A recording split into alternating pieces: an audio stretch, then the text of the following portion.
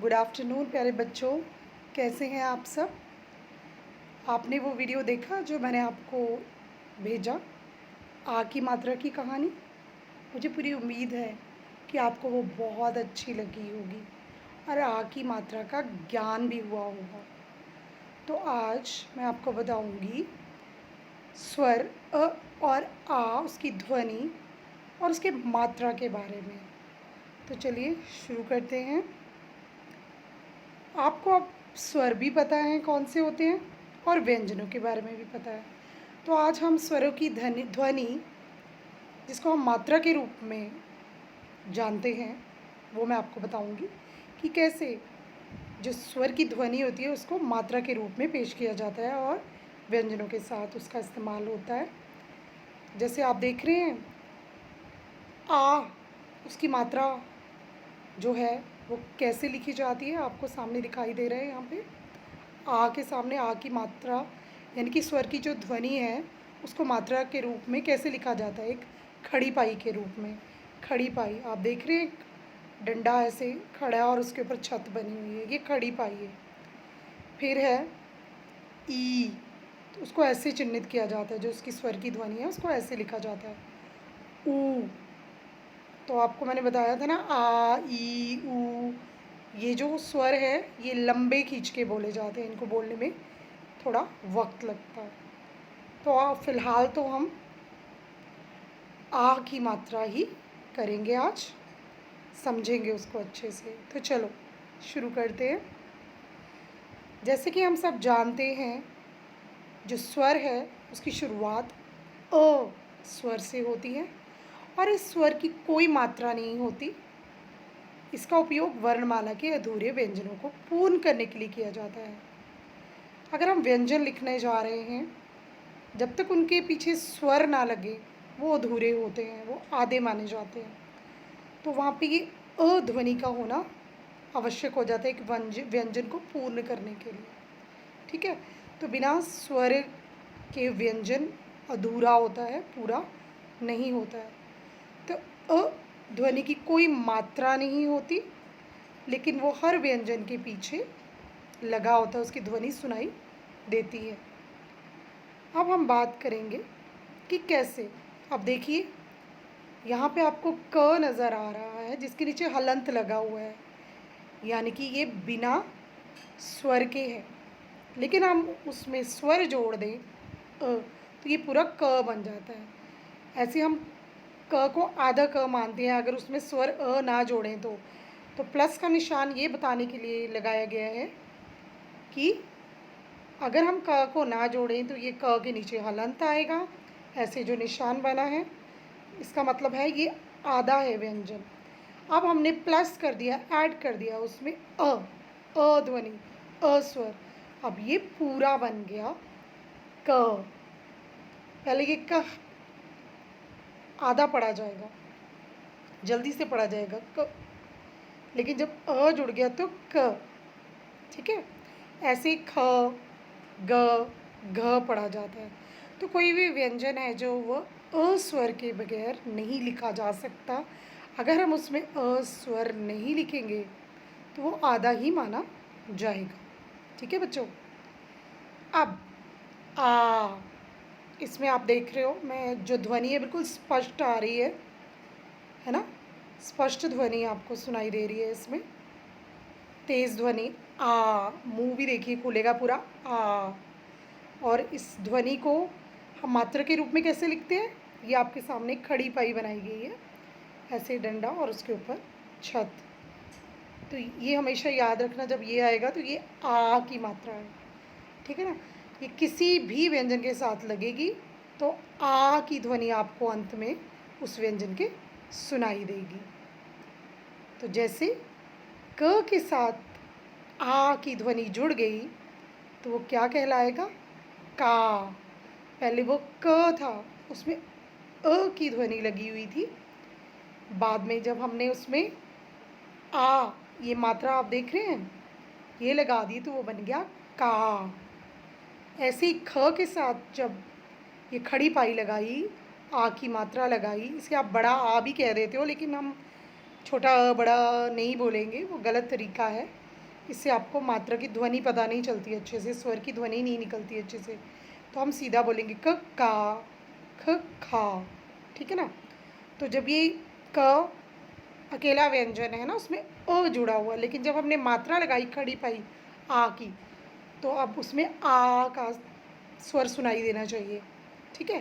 क्योंकि मैं आपको बता चुकी हूँ कि आ की मात्रा को ऐसे लिखा जाता है खड़ी पाई, हम इसको आ पढ़ते हैं, ठीक है।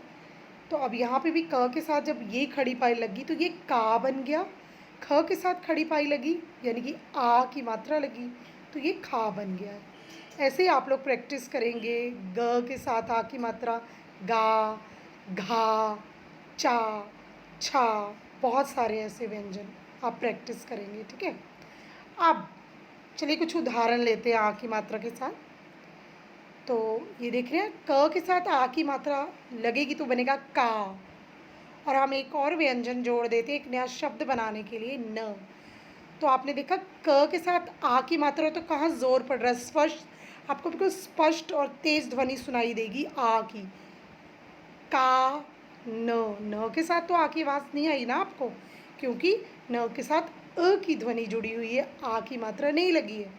तो हमने कहाँ जोर डालना है, क के आगे, का न, कान, क आ, का न, जोड़ दिया तो बन गया का न, जोर डालना है अपने का पे, का न, कान।